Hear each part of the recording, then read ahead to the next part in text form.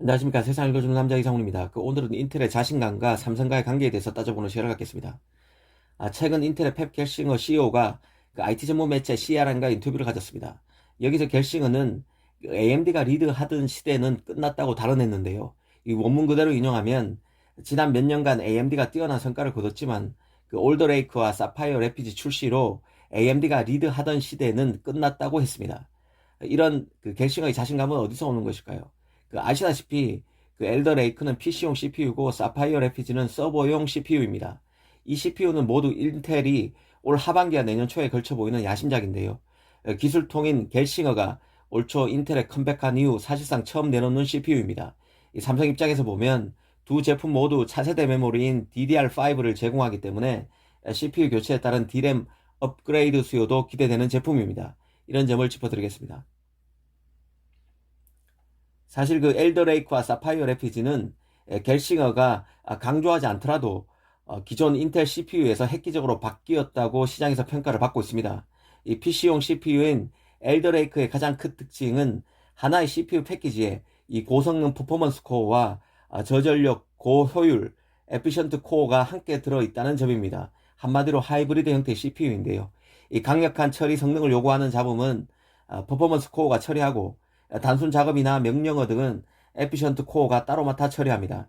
이 때문에 시스템 전반의 소비 전력 대비 효율을 끌어올릴 수 있습니다.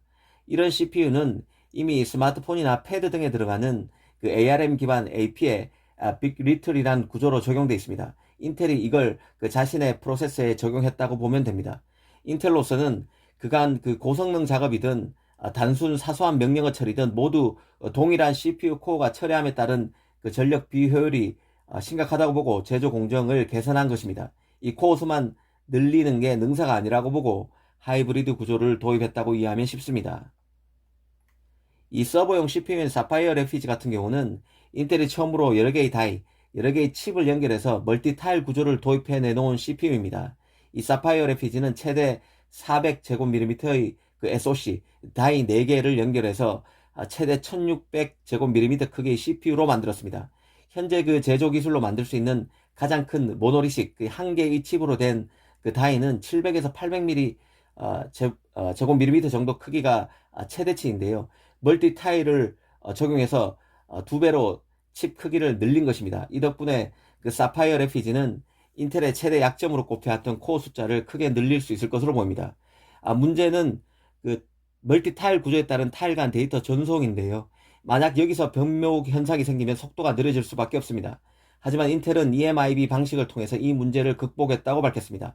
아직 사파이어 레피지가 최종 공개되지는 않았기 때문에 제품이 나오면 조만간 최종적인 검증이 가능할 것입니다. 사실 삼성과의 관계가 한심인데요. 기본적으로 인텔의 칩 생산은 크게 세 가지입니다. 자체 칩 생산, 그러니까 인텔의 자체 팹에서 CPU, GPU 같은 프로세서 생산이 첫 번째입니다.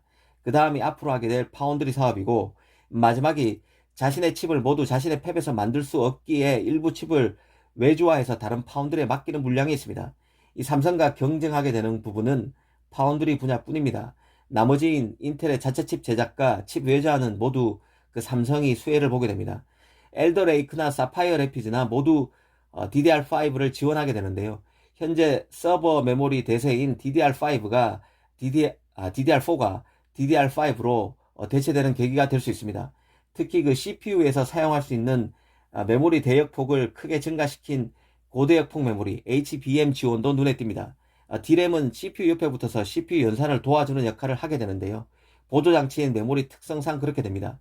그래서 CPU 경쟁이 불이 붙어서 CPU 교체 수요가 일어나면 자연스레 D램도 CPU 업그레이드에 맞춰서 신제품으로 갈아줘야 합니다. 지금 인텔이 AMD에 고전하고 있다고는 해도 그래도 시장의 지배자는 인텔입니다. 인텔의 신제품이 파급력이 있을 만큼 좋은 제품이면 시장 반향이 클 수밖에 없고 최신 D램도 호황을 맞게 됩니다. 그래서 CPU 업체와 D램 업체의 협력은 필수일 수밖에 없습니다. 사실 겔싱어가 이번 인터뷰를 통해서 강한 자신감을 보이고는 있지만 시장이 어떻게 반응할지는 지켜봐야 합니다. 분명한 것은 인텔이 지금 좋지 않은 상황이라는 점입니다. 특히 가장 고마진으로 꼽히는 서버 시장에서 마저도 AMD의 지금 추격을 허용하고 있습니다. 오늘은 인텔 겔싱어가 다음 CPU 제품에 대한 강한 자신감을 보였다는 주제로 한 말씀 드렸습니다. 감사합니다.